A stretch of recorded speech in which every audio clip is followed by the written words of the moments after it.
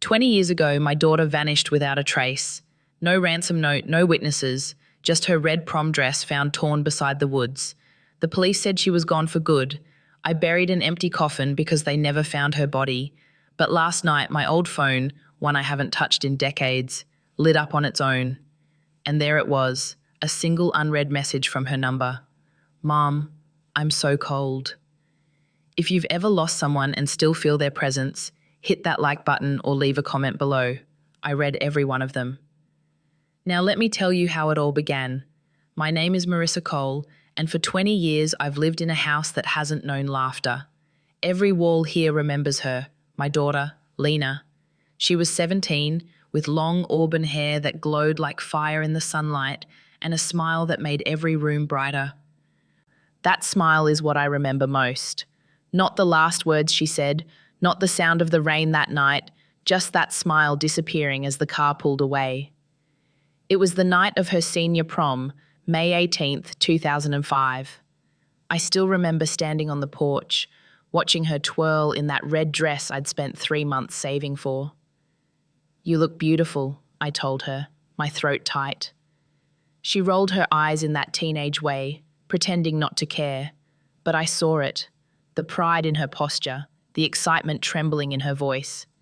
She waved once, then got into her friend's silver Honda Civic. That was the last time I saw her alive. When the call came hours later, the phone nearly slipped from my hand. A deputy's voice, low and cautious. Mrs. Cole, there's been an incident near Forest Glen Road. We need you to come down. My husband, Daniel, was already halfway to the car before I could grab my coat. We thought it was a fender bender, maybe a flat tire. We were wrong. By the time we arrived, red and blue lights flickered against the dripping trees. The rain was relentless, pounding the asphalt like tiny fists. An officer led us to a ditch on the side of the road. There, half buried in mud, was Lena's corsage, white roses crushed and brown from the rain, and her phone, screen shattered. Her car door was open. There was no blood, no footprints, no sign of struggle, just emptiness. They searched for weeks, dogs, helicopters, volunteers combing through the woods. Her picture was everywhere.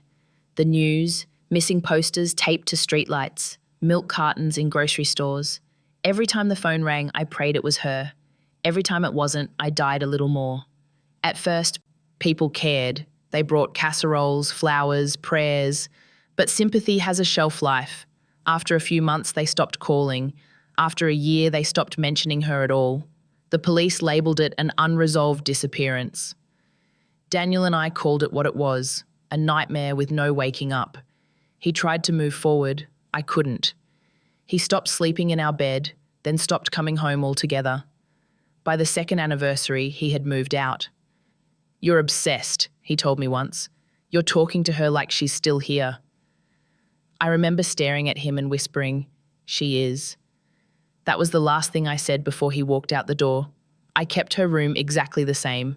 The prom picture on the dresser, her favourite perfume on the nightstand, her jacket hanging by the window like she'd come back any second to grab it. I vacuumed around her shoes, dusted her trophies, made her bed every Sunday morning. My therapist said it was unhealthy, that I was stuck in denial. Maybe I was. But denial was easier than the truth, that my little girl had vanished into nothing. There were sightings, of course. A girl who looked like her at a gas station in Idaho, another near a diner in Montana. I chased every lead, every rumour. I drove through 3 states once just to find out the girl was a stranger with the same shade of hair. People called me crazy. Maybe they were right. But a mother doesn't give up until she has a body, or a miracle. I kept the same phone number, just in case. I never changed it, never cancelled her line. Every month I paid the bill. I told myself it was so the police could trace something if it ever came up. But deep down, I knew the truth. I wanted her to be able to reach me. Somehow, someday. Years turned into decades. The house grew quieter. My hair went grey. The world forgot her, but I couldn't. I stopped going out, stopped celebrating holidays. Every May 18th, I baked her favourite strawberry shortcake and set an extra plate on the table. I'd light a candle and whisper, "Come home, baby," just once. Then came last night. It was storming again, the kind of hard rain that feels personal, like the sky is trying to drown you. I couldn't sleep, so I went to the attic, where I kept all of Lena's things in boxes. I sat on the floor surrounded by photos, her old prom shoes, the tattered corsage in a plastic bag. And that's when I heard it, a faint vibration. At first I thought it was my imagination, or maybe a thunder rattle. But no, it was rhythmic, mechanical. I followed the sound to an old wooden box under the window. Inside, wrapped in tissue paper, was my ancient flip phone, the one I hadn't used since 2005. Its screen was cracked, the battery corroded, impossible to power on, or so I thought. But there it was, the display flickering weakly, lighting up my hands with a ghostly glow.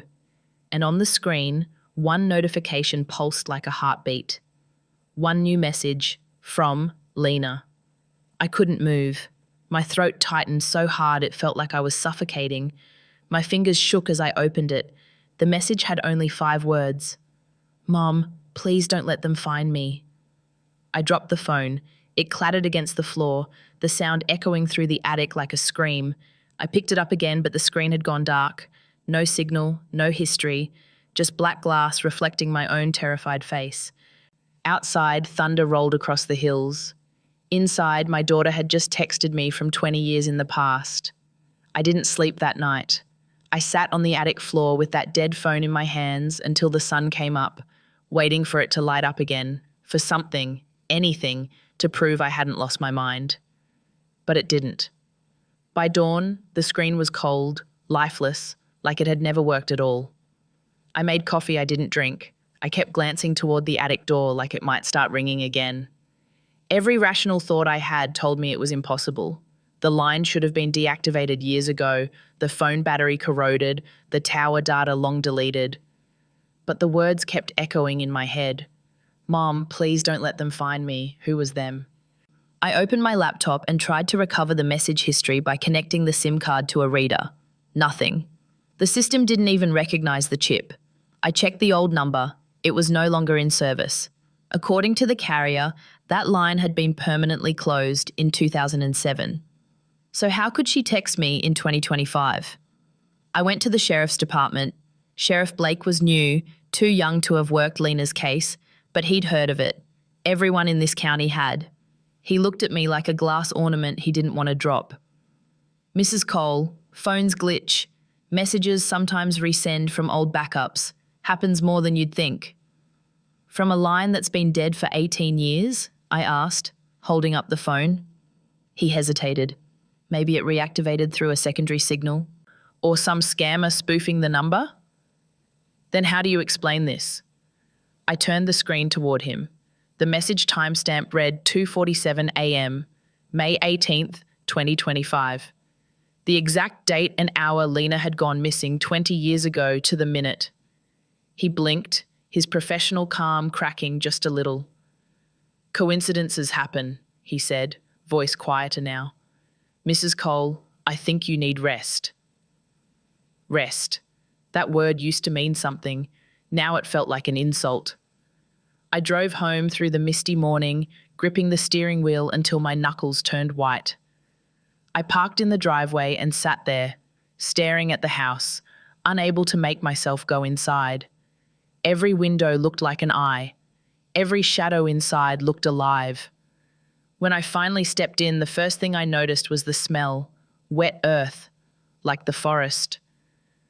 There were muddy footprints on the hallway floor, small, bare footprints leading from the front door toward the stairs. I followed them slowly, my pulse thundering in my ears. They stopped at Lena's bedroom door. The door was closed. It had been closed for 20 years. I kept the key in a small ceramic bowl in the kitchen, but now the door was unlocked, the knob cold to the touch.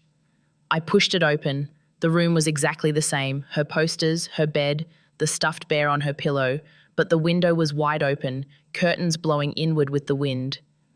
On the nightstand lay her photo, the one from prom night. Except this time, it wasn't the picture I remembered.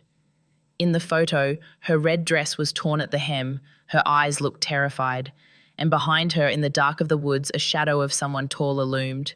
My stomach twisted. I picked up the photo.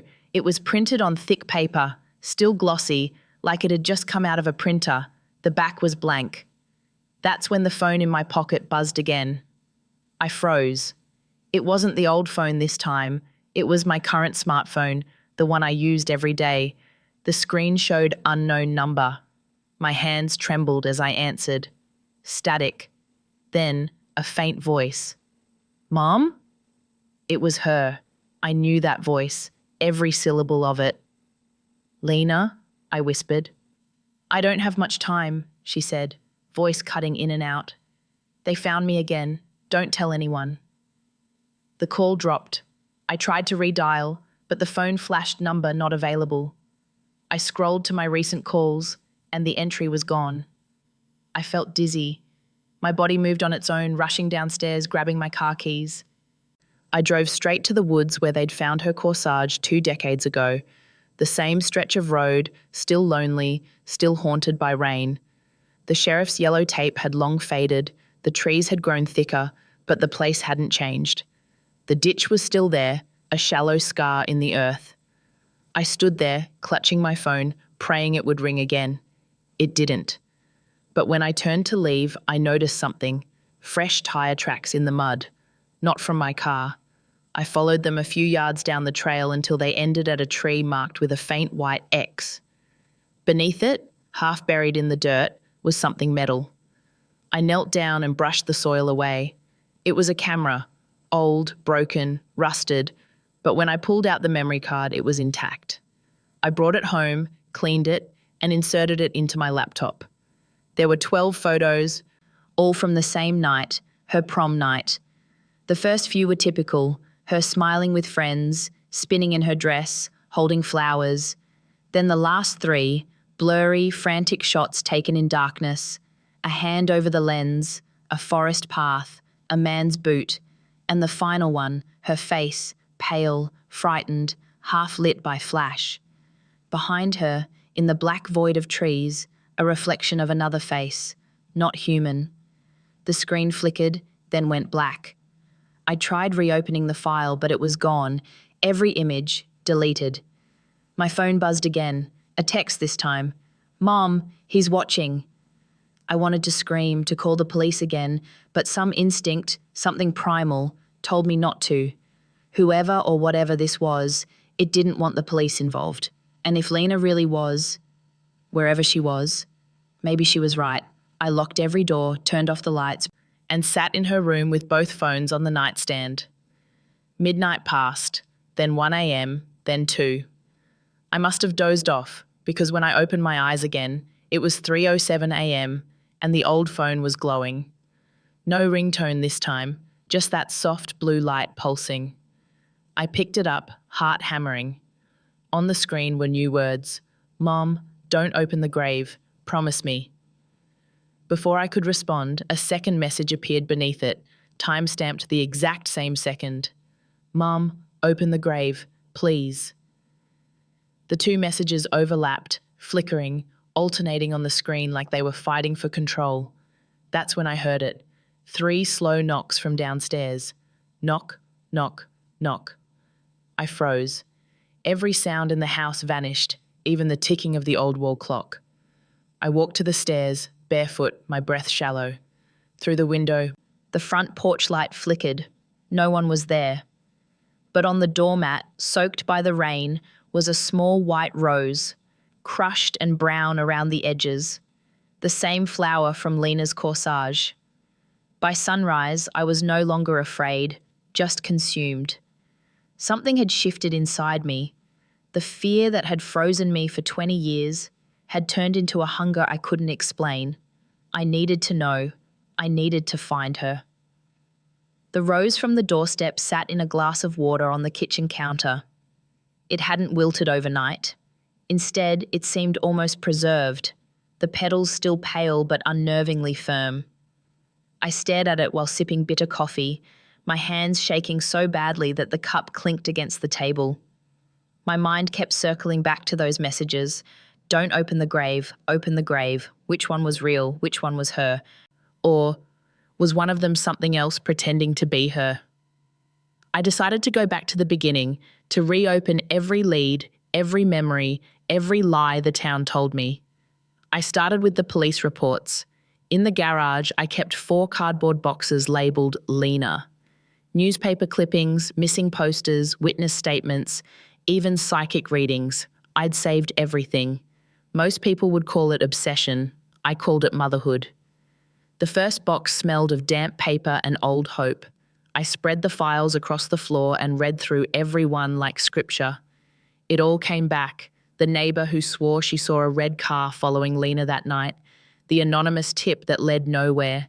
The abandoned cabin found weeks later with burned photos inside. One photo had survived the fire. Lena standing near the edge of the forest. Her reflection caught faintly in a puddle at her feet. But in that reflection, her face wasn't hers. The eyes were black voids. I told myself it was smoke damage, a trick of the fire. But that image stayed with me, pulsing in my mind like a heartbeat.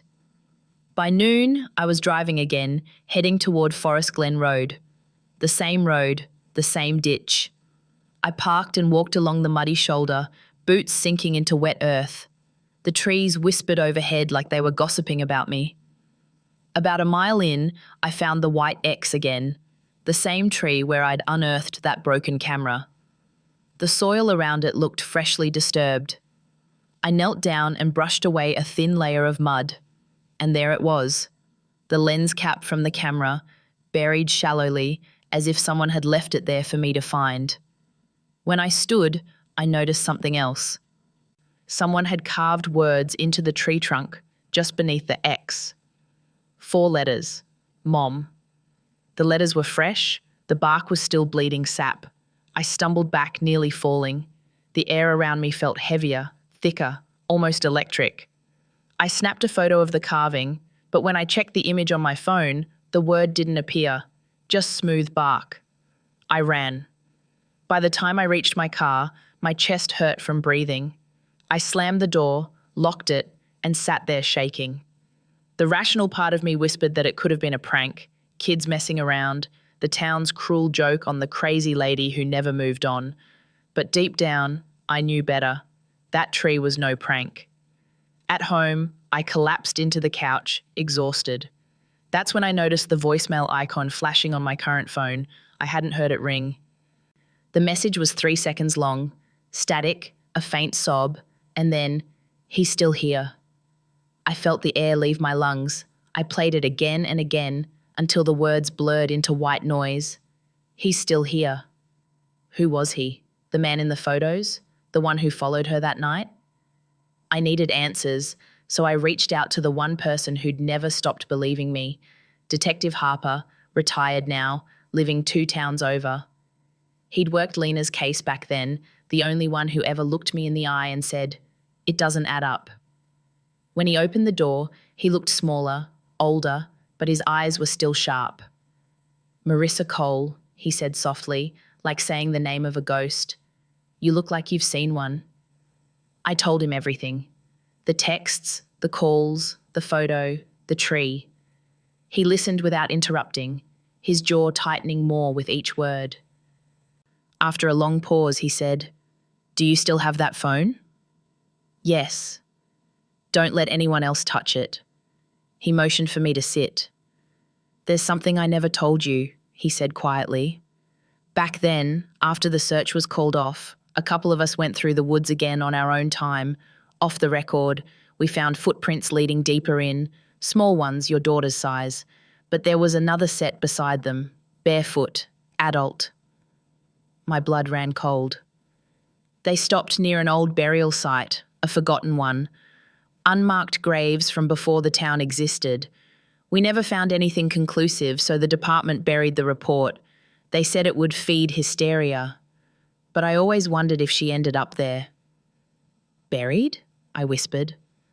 "Not exactly." He hesitated. That site had no coffins, just holes in the ground lined with wood. And symbols carved into the trees, religious, maybe pagan. The locals used to talk about rituals in those woods, ways to keep the dead from leaving. I gripped the armrest. "You think she was part of that?" "I think," he said, leaning closer, Whoever took her believed she could come back. That night I dreamt of Lena standing by that same tree, her red dress soaked through, hair plastered to her face. She was crying, whispering something I couldn't hear. When I stepped closer, she lifted her head, and her eyes were mine. I woke gasping. The old phone was glowing again on the nightstand. I picked it up with trembling hands. New message. "Mom, he's trying to dig me up." I bolted upright, heart slamming against my ribs. I dialed Harper. "You need to meet me at the cemetery," I said, breathless. "The cemetery?" "Yes. The one where we buried her memorial coffin."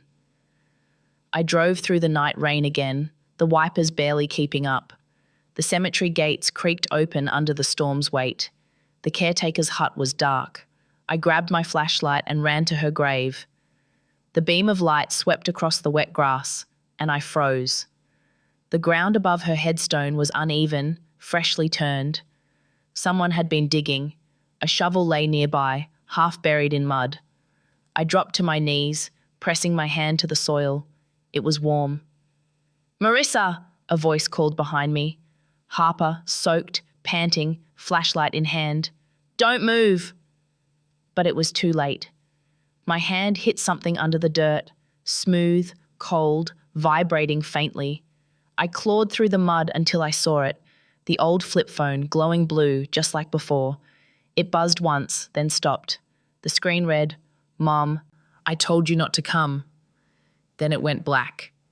Behind me, Harper's light trembled. He whispered, "Marissa, look." I turned. On the other side of the grave, pressed against the fence in the shadows, was a man, tall, pale, eyes blank and shining like glass. He didn't move, he just watched. And then, as lightning cracked across the sky, he smiled. The storm swallowed the night whole. Rain hammered the ground, flattening the grass around the grave as I stared at the man beyond the fence. He didn't move, didn't blink, just stood there with that awful, knowing smile. Lightning flashed again, and for a split second I saw him clearly, his skin grey and thin as paper, his hair matted to his skull, and his hands, bare, caked with dirt, clutching the fence like something that had clawed its way out of the ground. "Who the hell?" Harper started, raising his flashlight, but the beam hit nothing. The space where the man had been was empty, only wet grass and shadows. I stumbled back, nearly slipping. "He was right there." "I saw him too," Harper said, his voice low and steady, though I could hear the tremor beneath it. "Come on, let's get out of this rain. We'll call for backup." But something in me refused to leave. Every instinct screamed to run, yet my feet dug deeper into the mud. "No. If someone was digging here, I need to know what they found." Harper sighed. "Marissa, help me," I said. "Just help me dig." He hesitated, then knelt beside me. The ground was softer than it should have been, the soil unnaturally warm, as if something had been buried there only hours ago. The shovel was heavy with water, its metal clanging each time it struck wood. Wood.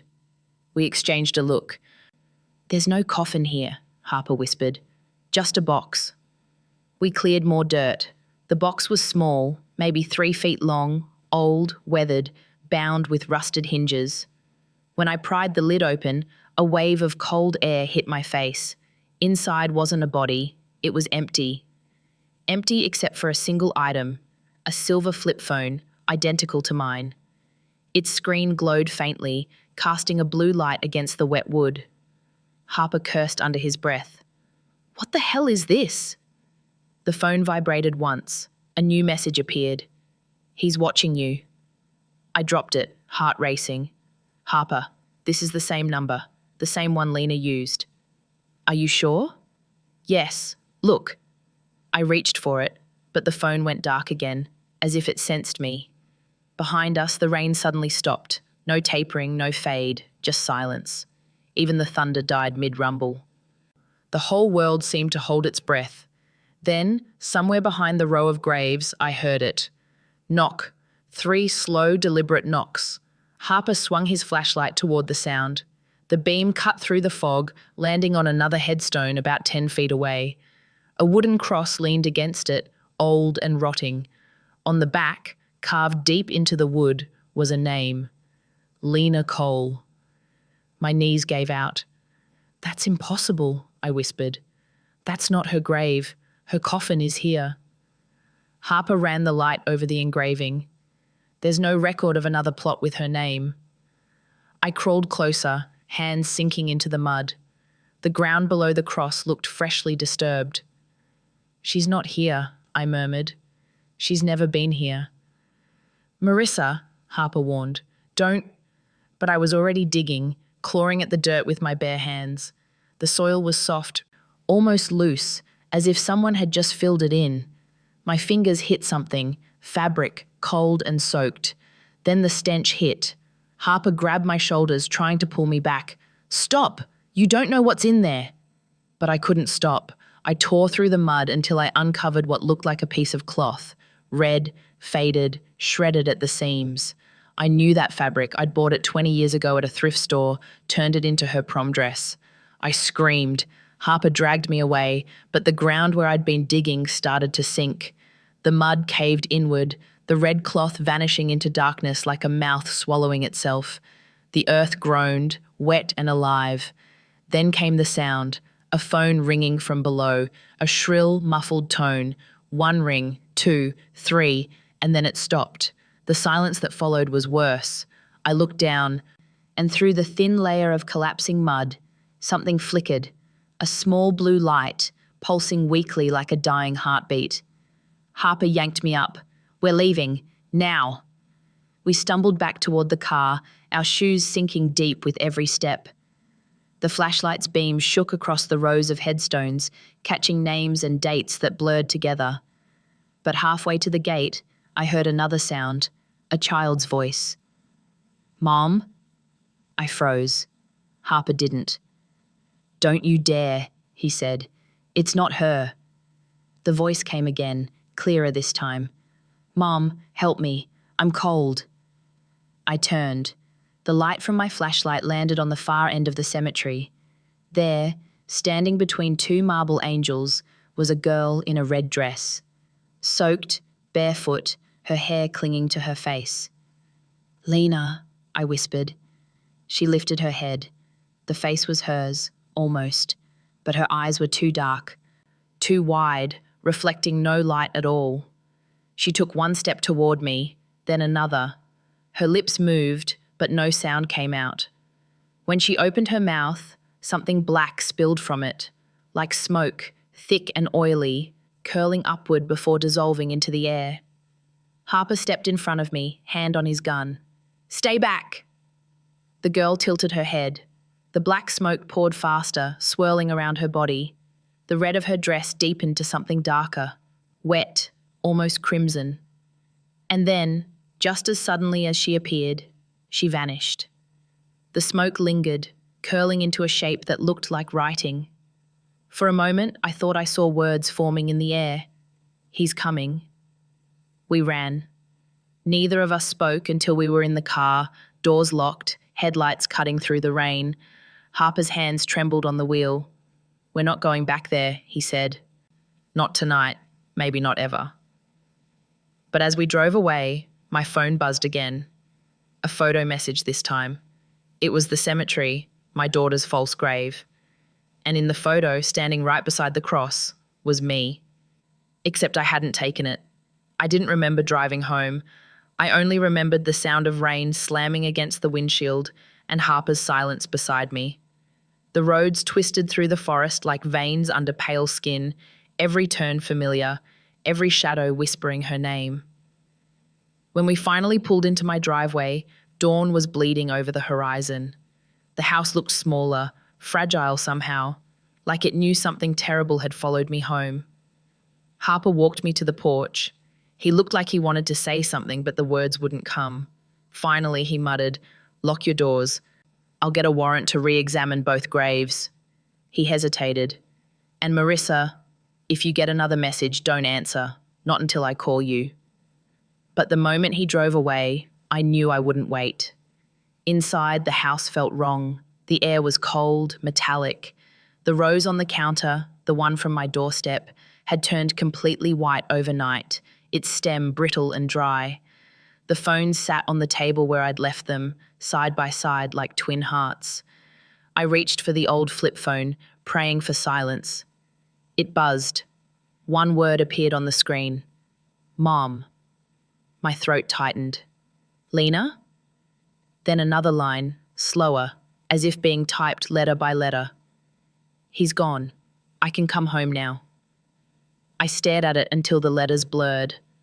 I typed back with trembling fingers, "Where are you?" The reply came instantly. "At the house." Every sound in the world seemed to vanish in that second. I looked toward the hallway. The air moved, softly, deliberately, like someone had just walked past. I forced myself to stand, heart hammering against my ribs. "Lena?" My voice cracked. "Honey, if that's you, please, say something." Silence. Then a faint noise from upstairs. Wood creaking, floorboards sighing. Her room. I took the stairs slowly, one hand on the rail, each step heavier than the last. The door at the end of the hallway was half open, the same room I hadn't entered since the night before. The air inside smelled faintly of rain and lilac perfume, the one she used to steal from me. "Lena?" The curtains were moving, though the window was closed. Her bedspread was smooth, undisturbed, except for the indentation of a hand pressed into the pillow. Next to it lay a damp footprint, bare, small. I covered my mouth to keep from crying out. Behind me, my phone vibrated again. I looked down. A new text appeared. "Don't turn around." I froze. The room went quiet. No wind, no ticking clock, not even my own breath. I couldn't tell if the message was a warning or a threat. I closed my eyes, tears spilling over, and whispered, "Lena, what's happening to you?" The air behind me shifted, warmer now, close. I could feel someone there. A faint, shaking breath touched the back of my neck. And then, just as suddenly, it was gone. The lights flickered, the house groaned. My knees gave out and I fell to the floor, gasping. The phone clattered beside me, its screen still glowing. A new message appeared. "Come find me where it ended." The woods. By the time Harper called to check on me, I was already halfway down Forest Glen Road. "Marissa, stop," he shouted through the phone. "Do not go back there alone." "I don't have a choice," I said, gripping the steering wheel. "She needs me. Or something wants you to think that." But I'd stopped listening. The rain had started again, thick and heavy, blurring the windshield. The closer I got to the forest, the stronger the pull in my chest became, like a magnet drawing blood to iron. When I reached the old trail, I saw it immediately, the white X carved into the tree, the same spot where we'd found the camera. But now there was something new, a path of footprints leading deeper into the woods, glowing faintly in the dark. They were hers. I knew the shape by heart. I followed them, clutching my flashlight, calling her name. "Lena, it's Mom. Please, baby. Talk to me." The forest answered with silence. After a few minutes, I came upon a clearing I didn't remember. At its center was a massive oak tree, roots twisting above the ground like skeletal hands. And there, leaning against the trunk, was an old wooden door. Not attached to any house or wall, just a door standing alone in the dirt. Carved into the wood were 3 words, "Let her rest." My phone buzzed again. "I'm inside." I stepped closer. "Lena?" My voice barely left my throat. Something moved behind the door, a shadow shifting against the cracks of the wood, slow and deliberate. I reached out and touched the handle. It was warm. Behind me, twigs snapped. I turned, the flashlight beam slicing through the dark. Nothing, just trees and mist. But the air felt crowded, as if the woods were holding their breath again. I turned back to the door and pulled. The hinges screamed. The smell hit me first. Wet earth, rot, and something sweet underneath, like old flowers. My light flickered over the opening, revealing a narrow staircase descending into blackness. My phone lit up in my hand. "Come down, please." I took one step, then another. The air grew colder, thicker, humming faintly with static. The walls around me pulsed with moisture, alive with roots. The deeper I went, the louder a sound became, a rhythmic clicking, like an old phone vibrating on a wooden table. When I reached the bottom, the beam of my flashlight landed on something metallic. It was another flip phone, this one open, ringing softly on a stone altar. And beside it lay a set of bones wrapped in what remained of a red prom dress. The light trembled in my hand. My body refused to move. "No," I whispered. "No, no, no." The phone on the altar stopped ringing. Its screen flickered, then turned blue. "Don't cry, Mum." I backed away, shaking my head. "No, you're not her. You're not my daughter." "I've been here the whole time," the screen flashed. "He took me, but I never left." My own phone buzzed. Another message. "Get out. It's not me." Both phones were glowing now, one blue, one white, their light bouncing off the stone walls, clashing like fire and ice. I could feel something rising beneath the altar, the ground trembling. The bones shifted, scraping softly. Then, through the static hum, a low growl filled the air, deep, ancient, not human. I turned and ran, up the stairs, through the door, into the cold night rain. I didn't stop until I saw my car headlights glinting through the trees. I slammed the door shut, locked it, and gasped for air. My phone was still buzzing in my pocket. I pulled it out, my fingers slippery with rain. One final message blinked across the screen. "He's not gone." A moment later, a reply appeared beneath it, one I hadn't typed. "Neither am I." And then, through the rain-streaked windshield, I saw her, standing at the edge of the forest, watching me. I sat in the car with the engine off and the wipers ticking a nervous metronome, watching the figure at the tree line refuse to dissolve with the rain. She didn't move, neither did I. When I finally blinked, she was gone, not like a trick of the eyes, but like a curtain dropped between us. The forest exhaled. My chest remembered how to breathe. I called Harper. He answered on the first ring. "Are you safe?"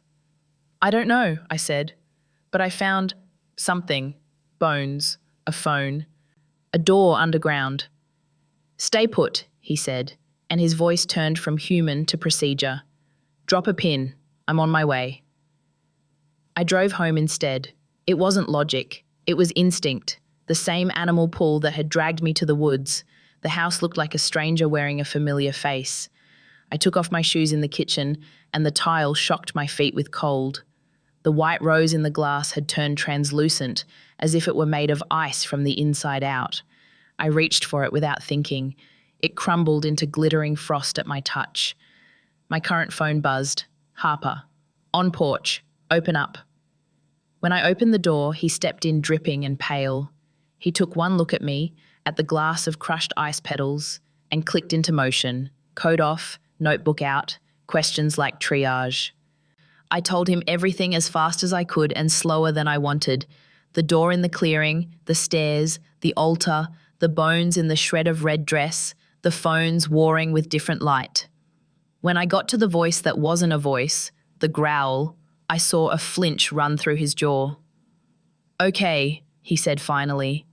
"We handle this like a case. No assumptions, no superstition, until evidence takes us there. Step 1, we go back." "Back?" Every part of me said no. "With backup," he said, "and daylight." But we didn't wait for daylight. We waited for Daniel. I hadn't called him. Harper had. He didn't ask permission.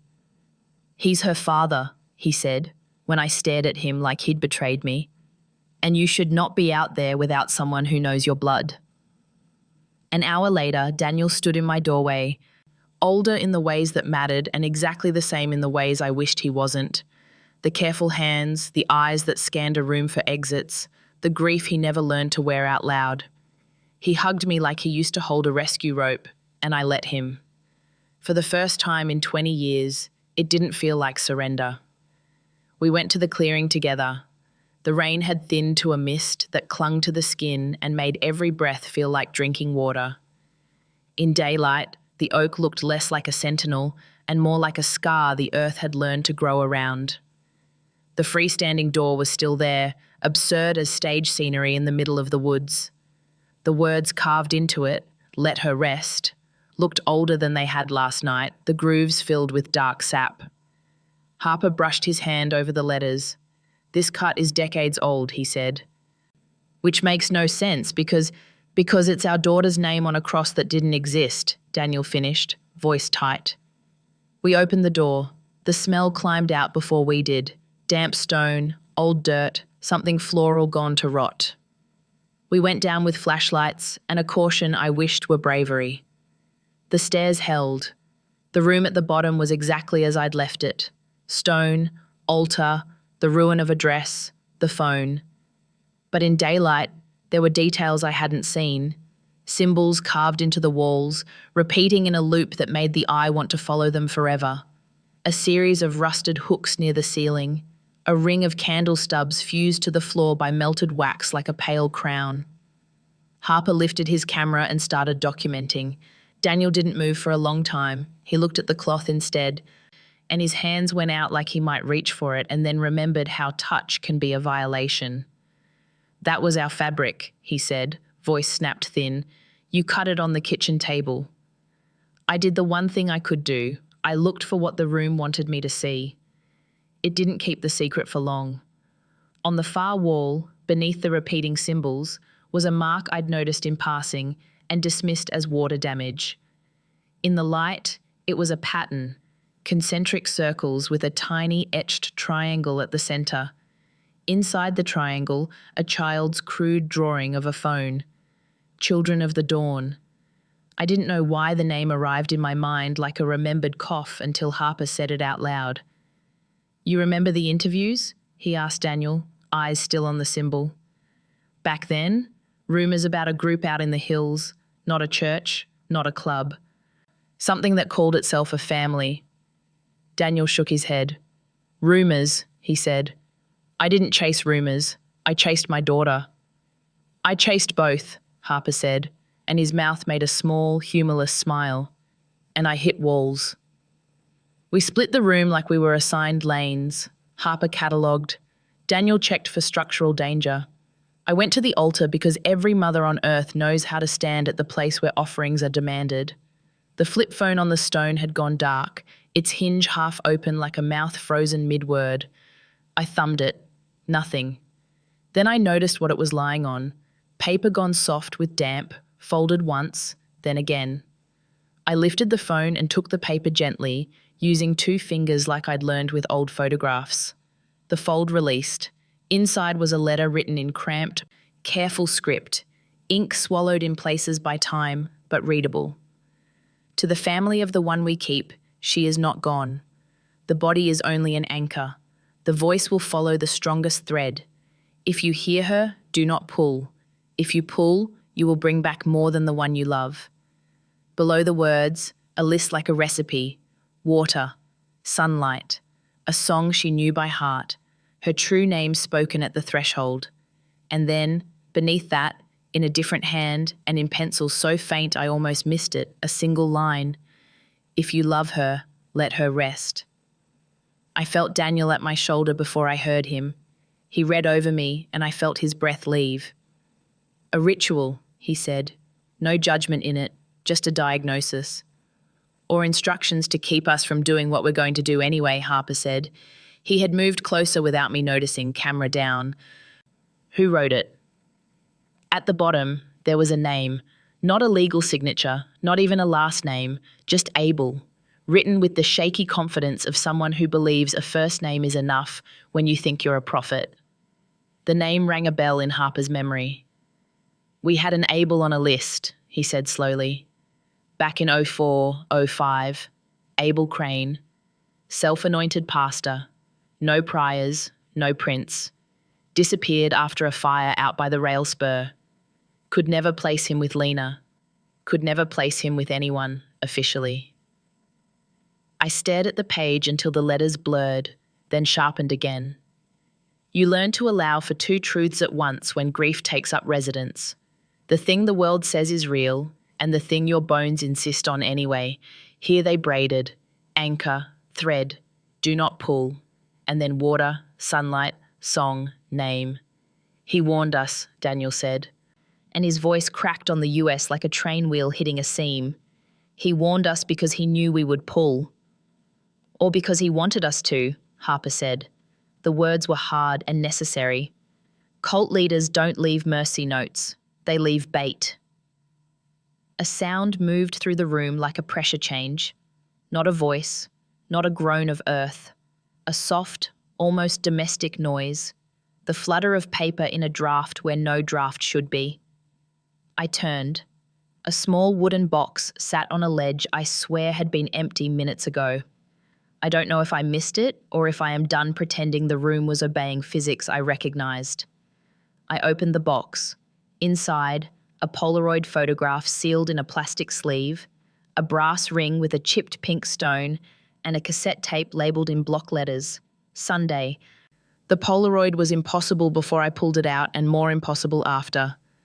In it, I stood in this very room, my hand on a younger version of Lena's shoulder. She wasn't the 17-year-old in the prom dress. She looked 20, maybe 21, hair a little shorter, eyes older in the way eyes get when they've understood something the body wishes it could forget.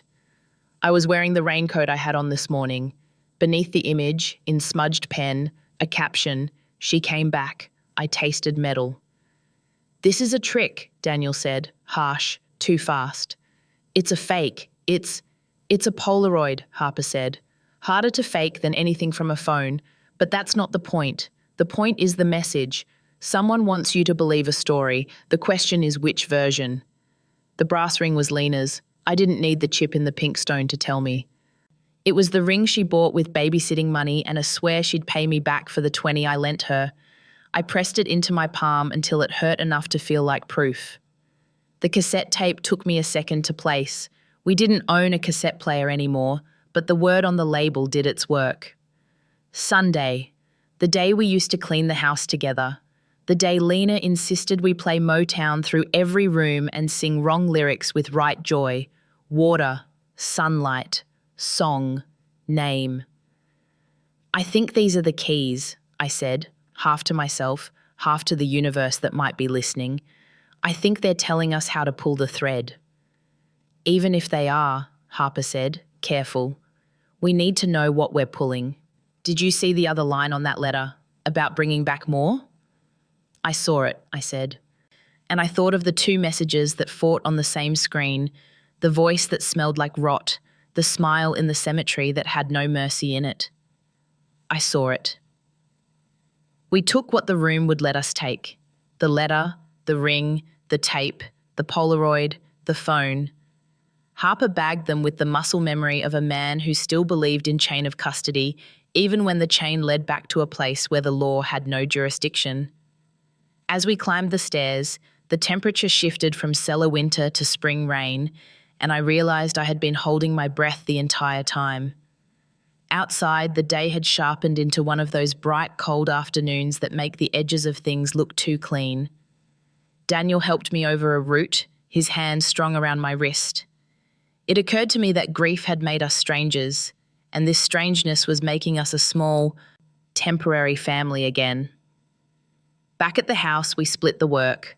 Harper called two people he trusted, one at the county clerk's office who owed him a favour, one at the university archives who could pull records faster than any normal human should. Daniel drove to the thrift store 2 towns over and found a cassette player that looked like it had already lived 3 lives and still had enough left for one more. I filled a glass with water and set it on Lena's dresser.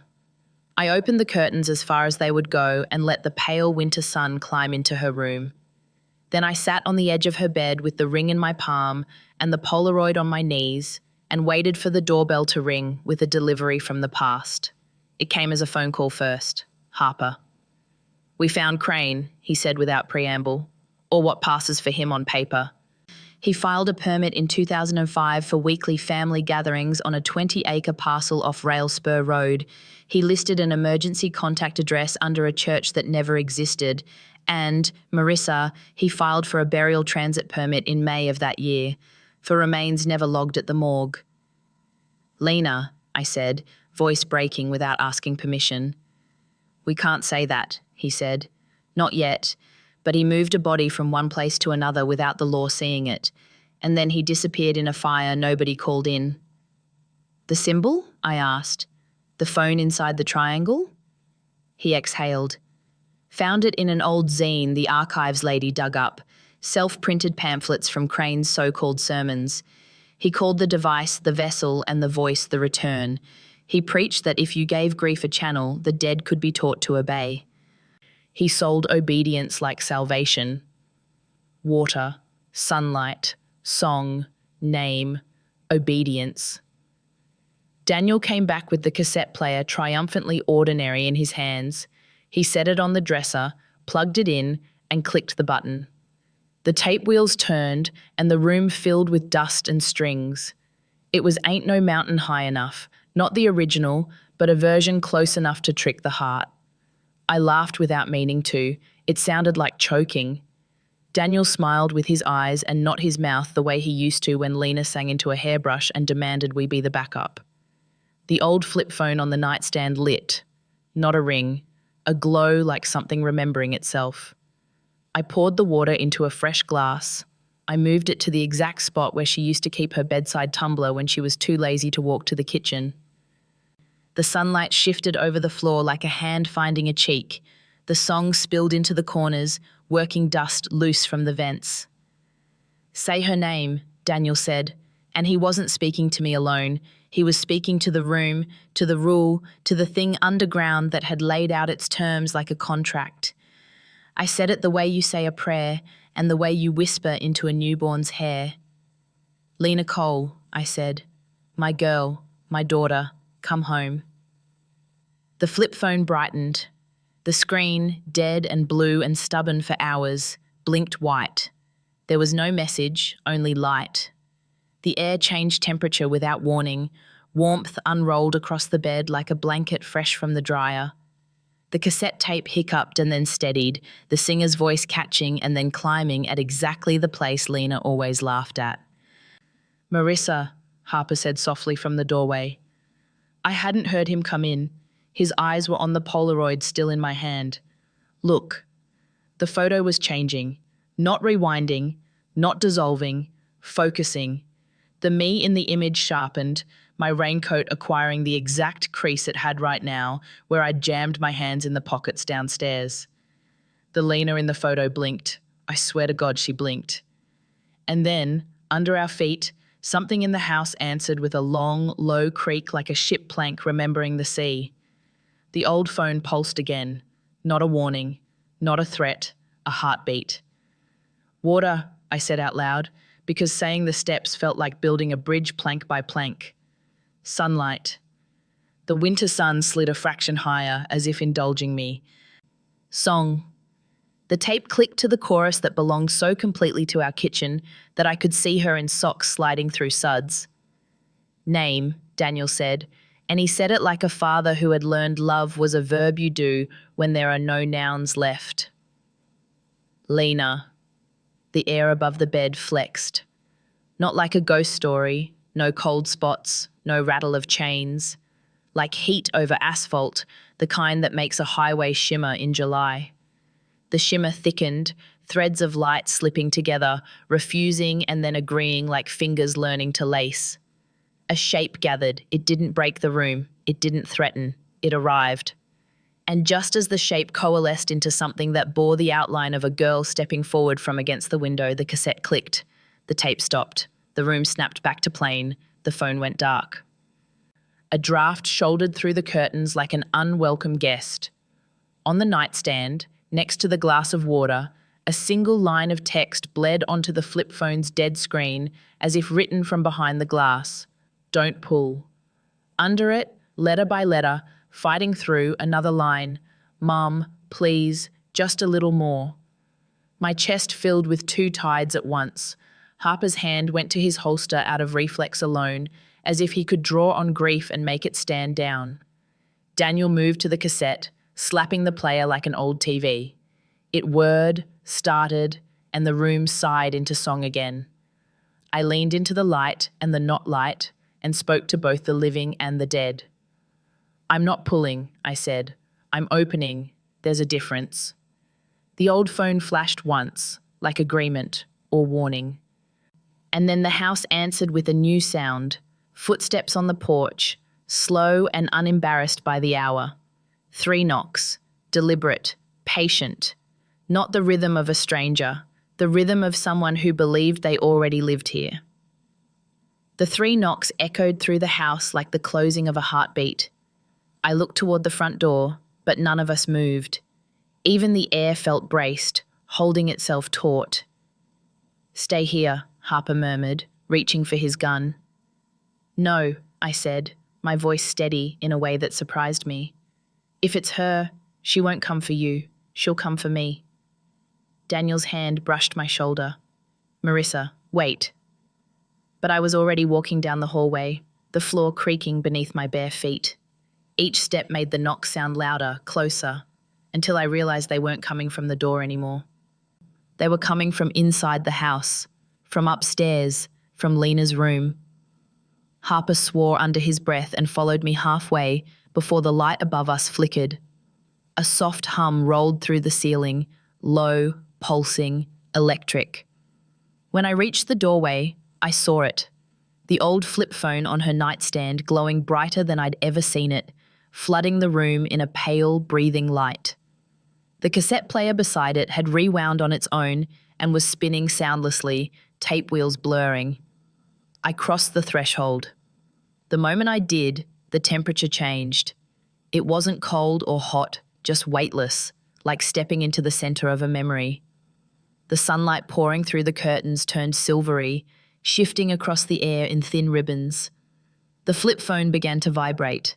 The sound wasn't mechanical anymore, it was rhythmic, human, like a faint heartbeat. Daniel entered behind me, whispering, "Marissa, what is that?" "I think," I said slowly, "it's her." The light brightened. It spread outward, painting the walls in waves. Dust motes turned into sparks, floating upward like reverse rain. And then the shape began to form, thin strands weaving together, a soft outline, barely visible. A girl, barefoot, hair floating as if she stood underwater. "Lena?" I said. The shape flickered, stabilizing, and then she was there, translucent, radiant, and heartbreakingly young. My daughter, frozen in time. She smiled, small and hesitant, like she was afraid I'd vanish if she moved too fast. "Hi, Mom." My breath left me in a sob. "Sweetheart?" She glanced at Daniel and Harper standing behind me, her gaze soft but sad. "You shouldn't have come back here." "He's still near." "Who?" Harper asked quietly. Lena's expression darkened. "The man who called himself Father Abel. He thought he could make me eternal. He said the voice of the dead could live in wires, that the signal was the soul." Her eyes flickered toward the flip phone, still glowing like a captured star. "He used me to open the door." I swallowed hard. "The one in the woods." She nodded. "Every time you turned the phone on, it called to me. It called to us, the ones trapped between." Daniel took a step forward, voice shaking. "We just wanted to bring you home." "I know," she said softly. "But the thing that followed me back isn't me. It's what Abel made when he failed." Harper's voice was tight. "You're saying the man we saw, the one at the cemetery," she finished for him. "He isn't alive, not anymore. He's what happens when grief won't let go." Her words hung in the air, sinking deep. I reached for her, but my hand passed through, scattering her like smoke. "Lena, what can we do?" She looked toward the window, where sunlight was spilling in thicker now, golden, warm. "You can let me go." "No," my voice cracked. "You came back. You found me." "I was never lost, Mom. You were." The light around her pulsed brighter, expanding until it filled every corner of the room. The cassette player clicked, unpausing itself. The same song began to play, Ain't No Mountain High Enough, warped by time but recognizable, the lyrics trembling through static. She smiled. You remember, right? Sunday mornings? I nodded, tears sliding down my face. You used to dance in your socks. You'd make your dad sing the wrong verse just to laugh at him. Lena giggled softly, and for a moment, just one fleeting, perfect moment, it was as if the years had reversed. The sound filled the room, light and alive. Then her expression changed. The glow around her dimmed, rippling like candlelight in a breeze. He's coming. Harper tensed. Who? The answer came not from her, but from the hallway below. 3 knocks again, harder this time, rattling the walls. I spun toward the door, heart hammering. Lena's voice rose above the music, sharp now. Don't open it! But it was too late. The knocks became pounding. The front door burst open, slamming against the wall. Cold air swept through the house, and with it, a voice, hoarse, guttural, wrong. Marissa! Daniel grabbed my arm, pulling me back as Harper aimed his gun down the stairs. Stay behind me! From below came the sound of footsteps, slow, wet, dragging. I could smell it now. Earth, mildew, and the sweet rot of lilies left too long on a grave. Then silence. Harper took a cautious step down the stairs. Show yourself. The reply came from everywhere at once, a distorted voice overlapping itself, rising and falling like radio interference. You pulled the thread. You opened the door. A shape appeared at the bottom of the stairs. Not the man from the cemetery anymore. This thing was worse. Skin grey and stretched thin, eyes like wet glass. Its mouth opened, and a hiss of static filled the air. Every light in the house flickered. Lena screamed. He's not supposed to be here, Harper fired. The bullet passed through the thing's chest like smoke. The creature didn't bleed. It didn't even flinch. It turned its head toward me, those eyes reflecting the pale glow from the phone upstairs. Give her back, it croaked. The old flip phone on the nightstand began to vibrate violently, rattling across the table. The screen flashed white, then blue, then white again. The light from Lena's form dimmed with each pulse. Mom, she cried. He's taking it. He's taking the light. I didn't think. I acted. I grabbed the phone. The moment I touched it, the creature roared.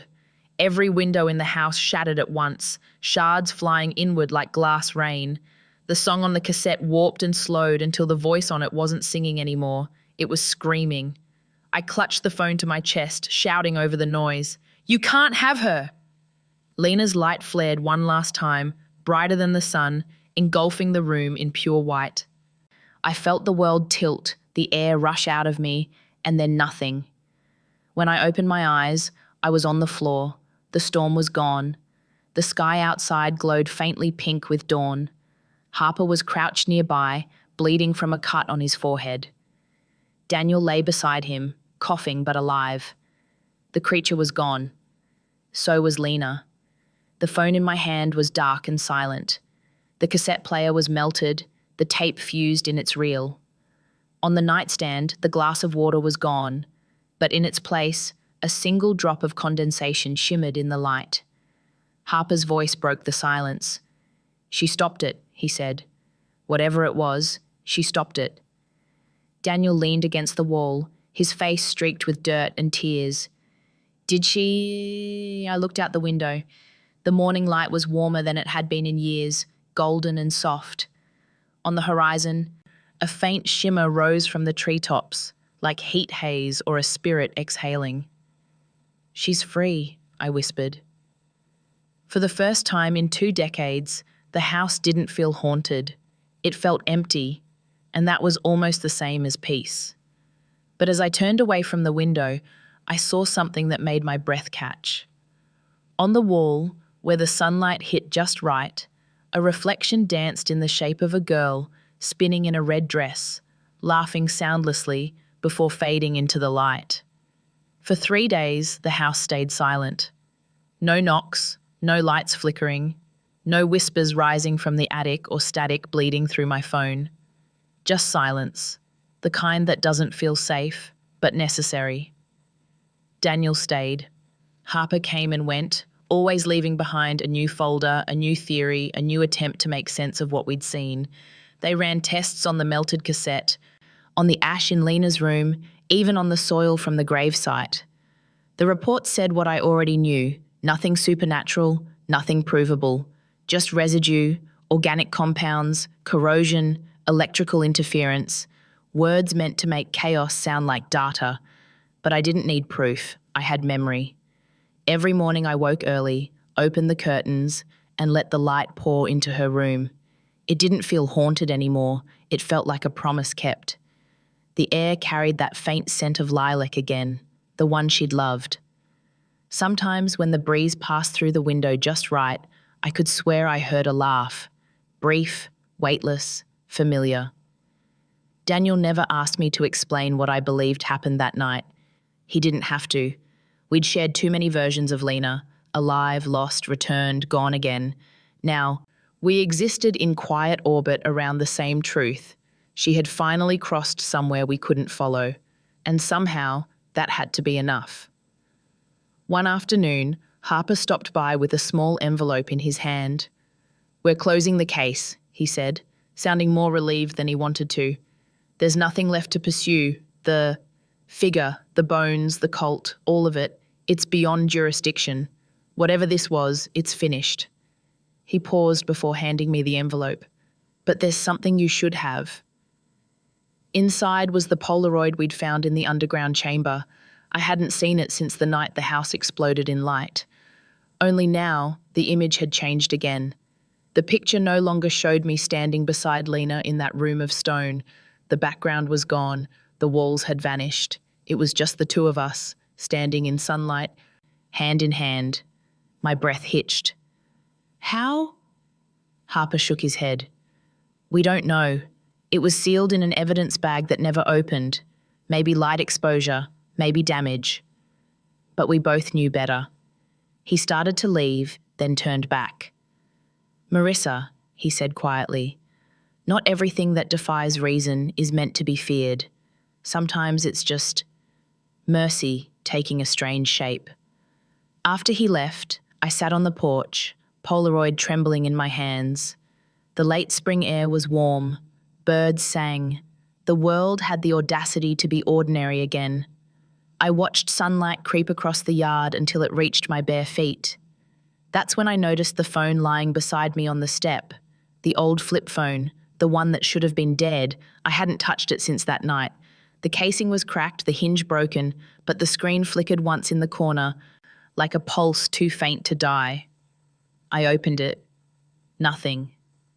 Then, slowly, letters appeared, one by one, as though drawn by an invisible hand. "Thank you for listening." Tears blurred the words before I could finish reading them. "It's beautiful here. I can see the sun." And then, "I'm warm now." The phone dimmed, and when I blinked the tears away, the screen was blank. The light was gone for good this time. I didn't cry. Not the way I had all those years before. The grief that used to roar inside me had softened into something gentler, a tide that still moved, but no longer drowned me. I whispered into the empty air, "Goodbye, baby." A soft breeze passed through the porch. It smelled like rain and lilac. Weeks passed. Life crept back in small, unglamorous ways. I started teaching again, volunteering at the local library, reading to children on Tuesday mornings. Sometimes I'd see a girl with red hair laugh too loudly and feel my chest tighten, but it wasn't pain anymore. It was memory, reshaped into grace. Daniel moved into a small house 2 streets over. We weren't married again, but we were something closer than estranged. 2 people who shared a scar and decided to let it breathe. On Sundays, he'd bring breakfast and fix things around the house that didn't need fixing, and I'd let him. Some habits are kinder than explanations. One afternoon, while cleaning out the attic, I found the wooden box that had once held Lena's keepsakes. Everything was still there: the corsage, The letter from the cult's chamber, the broken cassette, the melted phone. But under the pile of dust and time, I discovered something I didn't remember ever owning. An old music box carved with a sun and a crescent moon. When I turned the handle, it played a faint melody. Ain't no mountain high enough, tinny and soft, the same song. The sound filled the attic, echoing off the beams. For a second, I thought I heard a second voice humming along, a harmony just beyond hearing. And in that moment, I understood. She wasn't gone. Not exactly. She was woven into the air, into the static, into the little signals between one world and the next. She'd found her light. I smiled through the tears that finally came. I'm proud of you, I whispered. The music box slowed, the last note fading into silence. A year later, I started writing. Not a journal this time, not a report for the police or a plea to the universe. A story, her story. I called it The Girl Who Called Home. People online said it was just a legend, a ghost tale to pass around message boards. Others said it was proof that grief can make the mind see anything it wants to see. Maybe they were right. But every time someone wrote to me saying the story gave them hope or made them call their mothers, I felt something like peace. One night, I posted the final entry. Then I closed my laptop, turned off the lights, and sat by the window, watching the stars blink in and out of the clouds. That's when I heard it again, faint, almost imagined. A vibration against the table, the phone. The screen flickered once, not bright, not frightening, just enough to make me look. There were no words this time, only a small white glow pulsing like a heartbeat. I smiled. "Good night, sweetheart," I said. "You can rest now." The glow faded. Outside, the wind shifted, carrying the scent of spring through the open window. And for the first time in 20 years, I didn't feel the weight of absence pressing against me. I felt her everywhere, in the air, in the light, in the quiet miracle of still being here. Because maybe death isn't the end of the story. Maybe it's just the moment the voice on the other end finally says, "I'm home." If this story touched you, take a moment before you scroll away. Leave a comment below. Tell me who you thought of while listening. Your words mean more than you know. And if you've ever lost someone, I hope this story reminds you that love doesn't vanish. It simply changes its shape. Sometimes it reaches us in ways we can't explain. So share this with someone who might need that reminder today. And remember, even after the darkest night, there's always a voice waiting in the light.